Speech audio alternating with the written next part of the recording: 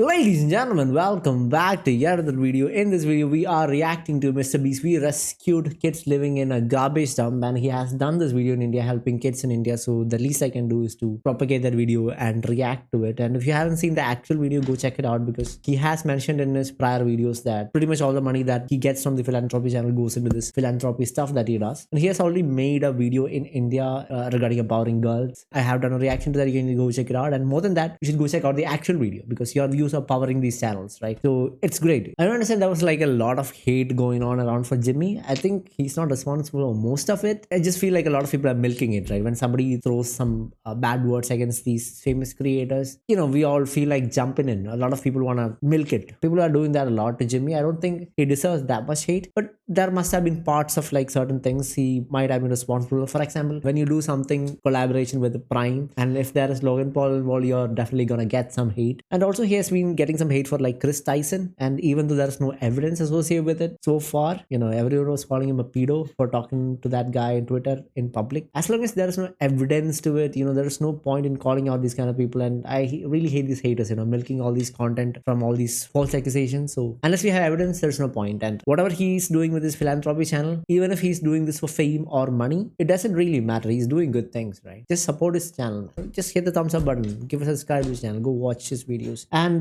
when he's doing something like this in India, as an Indian can do, is to check it out and be proud of it. And without any further ado, let's get right into it. For 2 million people in India, this is their home. Where is this? This is one of many dump sites throughout the country, where people have to scour through literal mountains of trash, which often contain sharp objects, This is in Mumbai or something? waste, and causes many diseases that are often fatal, only to make $3 Haravi. a day. And because it is the country with the $3 highest a global day. population, India generates 1.3 billion pounds of trash every year. And the increasing wealth disparity between the rich and poor means that millions of people rely on sorting and selling this waste in order to simply survive. This has gotta be Stay Mumbai. trapped in this cycle. This is simply devastating. I knew when we picked this Mumbai has the largest skyscrapers in India, also the biggest slums. The biggest slum in Mumbai is Dharavi, which is right next to like some of the most expensive skyscrapers there in India. The former richest person, Mukesh Ambani, he has the biggest home in India, like the most luxurious home. It is like right next to the slum. So that income disparity is insane out there in Mumbai. but I had no idea I how think it's heartbreaking Mumbai. it was going to be here and witnessing this firsthand. This is just unlike anything I've ever seen. Being a new father and having to see children working in an environment like this just absolutely destroys me. One of the saddest parts is that like a lot of government politicians and all ignored this picture entirely. Recently, some G20 summit or something happened in India and was hosted in Mumbai. So political leaders kind of used clothes and all to hide the slums from the guests who are coming into India. The least we can do is to accept the fact that we have something like this, right? We're gonna make a human move towards helping the people. We can do better than to allow stuff like this to happen. But the dump sites aren't the only problem. A large amount of the population live in these urban slums. The poverty and the living conditions here are extremely harsh. People have been forced to build their houses right next to a railway track. Tell me if I'm wrong. I'm thinking this is Mumbai. Is it somewhere else? Baharjan that lost her legs because she got hit by a train on a misty winter morning. If I'm being honest, this is one of the most heart-wrenching videos we've ever had to make. And although this problem seems almost impossible to overcome, there is an organization making a difference. Meet Shafkat. In a country like India, the way poor people are treated, they face a social taboo because they're dealing with dirt and garbage. So people consider them as a dirt and garbage. Shafkat is the managing director of Tiljala Shed, an organization started 36 years ago by his father Alamgir, who worked in these slums as a waste picker for many years. But he was one of the first and very few people who could read and write in the community. He became a school teacher and quickly realized how many opportunities opened up for him with literacy. And so in 1987, he made it his mission to put every vulnerable child in a classroom. Any human being, they have their birthrights to get right to work, right to food, right to education. Poverty has no time. They are struggling each and every day. Because they did not have education, young students going to crime. We have to bring those opportunities at the doorstep for these children. One of these children is Akbar, a boy born into a society of waste.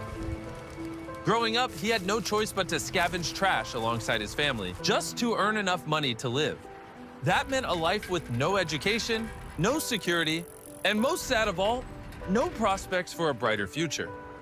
6 months ago, roughly, his father passed away, and that created a lot of pressure on the family. Now his mother is on her own, and it is very, very difficult for the entire family now with all those children.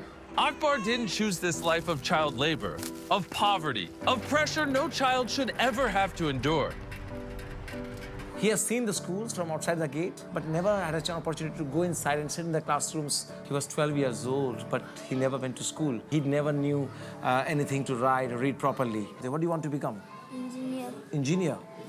He says, I have seen a lot of things on the roads. People, car breaking down, people asking for help. Nobody comes for help. So I want to help these people. Yet, despite his circumstances, he never gave up on his dream of getting an education. So Shafqa took Akbar off the streets and enrolled him into school.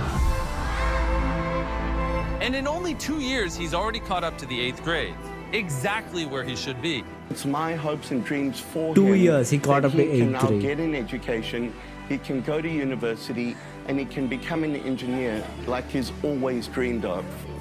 To make sure that you have every opportunity, we're going to give your family some money so that you can buy food and you don't have to worry. If you promise me that you're going to study hard, I'm going to pay for you to go to school, and I'm going to pay for you to go and get your engineering degree, okay? Promise? Deal? Deal? Yes. But Akbar is only That's one it. of the tens of thousands of children that Til Jala Shed has taken out of the waste dumps and given an education, safe home, and financial aid. And Darren was about to meet all the kids at the school for the first time. I can't wait for you to experience that joy when the kids come running through that door, because I can't put that into words.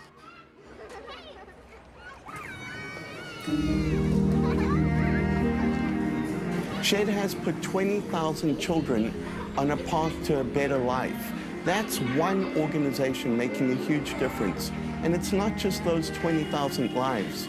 It's the families of all of those 20,000 people who will be born into a society that's more open and gives them much more opportunity.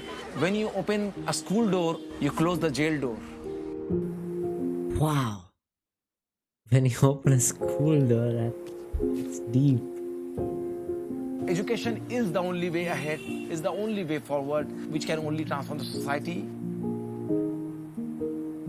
In addition to the education that Tijala Shed is providing, they offer multiple extracurricular activities so that the kids can discover their passions. They have artistic talent hidden, so always we try to explore their talent. We have included sports, we have included taekwondo classes, we have included computer learning, guitar classes, piano classes, and a lot more.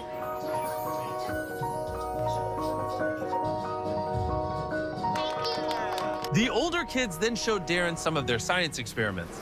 Oh, wow. Look at that, it's 3D. How did you do that? Can you tell me how you made this? मतलब ये सब recycle होने वाला सामान है, वुडबोर्ड है, सब उसी से बनाया गया है. That is water dispenser. That's I think it's really important to recognize how innovative and resourceful these kids are. They have so little to work with, and yet they are putting the materials that are at their disposal over here to build these experiments and educate themselves and learn. There is so much potential that is untapped in these kids that don't even get a chance at an education. Despite the tremendous impact Til Jala Shed is making in their community, the problem is too large to solve alone. There is so much need in the community and so much struggle. We need to expand our operations. So there is always very difficulty for organizations like us to mobilize resources. And to ensure that we can make a long-lasting stamp on this problem in India. We have decided to fund the entire program at Til Jala Shed for an entire year to help them expand to more areas in Kolkata and eventually throughout India. Because of each and every Kolkata, West one of you, Bengal. your viewership has helped get the support So for West this Bengal. philanthropy, and we as a recipient can tell you we have received the support and the commitment from this philanthropy. Thanks so much for your blessings. But we have one more surprise. Shafkat told us that a lot of the kids were interested in computer learning, but the local library doesn't have enough computers to facilitate all the children. So we decided to help. We also wanted to do a little more, so we bought you some computers. There are hard days, there are challenges, but this is the job of the social activists to find the strategies, to find the ways to overcome them. That whatever difficulties and challenges come, that will be removed. But we're not done just yet. Earlier at the dump, Shafka introduced Darren to Moesh and Adir, two brothers who had been working as trash pickers since they were 13 years old. They start very early in the morning, so it's like a 12, 13 hours work, and they have very big families. I'm just so engaged in the video I can speak. Mohesh told Darren how he has to sift through garbage for hours every day, and he does this with the dream that eventually he will finally have enough to send his children to school. $5, $6. It's very difficult for a rack picker family to run on just a small amount. Mohesh then invited Darren to his home to meet his family and learn more about the struggles he faces at home. It's unbearably hot in here, and it's not even the hottest part of the summer. It's actually the end of the winter, and it's already stifling hot in here. The heat makes it extremely challenging for Mohesh to prevent the food from spoiling, sometimes leaving him and Adir with no other choice but to work without eating, making it nearly impossible to keep up with this demanding work. You know, to see how hard you work so that you can take care of your family, we want to help you a little bit. We're going to buy you a fridge that works. What I want to do as well, when your child is a little older, we want to put them in a proper school. We'll pay for it. He doesn't understand, but he understood. My brother. Okay. When Beast Philanthropy Hope he first does. started taking donations, we had not done a single international project, nor had we ever announced that we'd be doing any. But in the first week, the country that made the most donations to Beast Philanthropy was from India. This demonstrates the Wow. extraordinary kindness and generosity of the Indian people. And ever since then, it's been a Thank high you. priority for me to come here That's with good to Beast hear. Philanthropy and reciprocate the extraordinary generosity that they have shown to us. I want to give a massive shout out to the Smith Brother Family Foundation. When Darren found out that many of the kids in the program don't eat every day, he reached out to some old friends of his and they made a very generous contribution that will help us feed over 80 families for 2 years. Thank you guys for being awesome.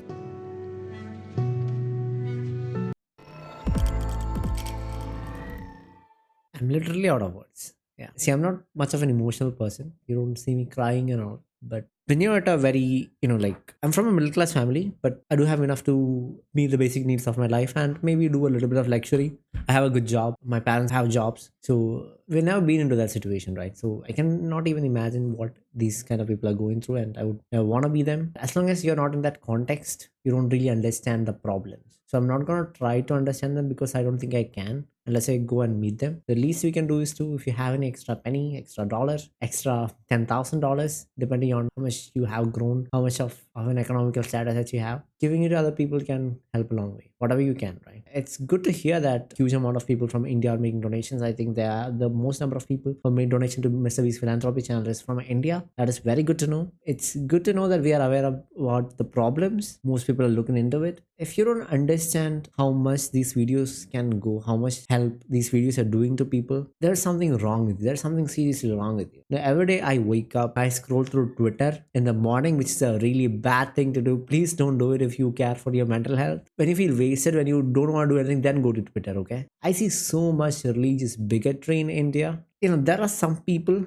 a certain part of certain communities who are gonna hate on this video because they hate a certain community, not gonna specifically name it. If you actually put those kind of things above basic human values, I don't know if you're even human. Just rethink your ideologies. What if you've been in a situation like this? I'm really glad that Jimmy is doing this. I don't care if it's for money or I don't care if it's for fame. As long as he's doing good things, just, you gotta support them, right? Go check out the actual video. Go check out Mr. Beast Philanthropy channel. And if you can donate to this kind of cause, please go ahead. Like, it doesn't matter how small it is. Just, if you can, if you're capable of doing that, you must be spending a lot of money on Christmas gifts and all. I did that. If we can, spare a little bit of that and to make a small difference in the lives of these kind of people, we should do it. If you like these kind of reactions, hit the thumbs up button and let YouTube know you like what you're watching. If there is someone you can help, go ahead and help them. Make a donation. And I see you guys in the next video. Good night.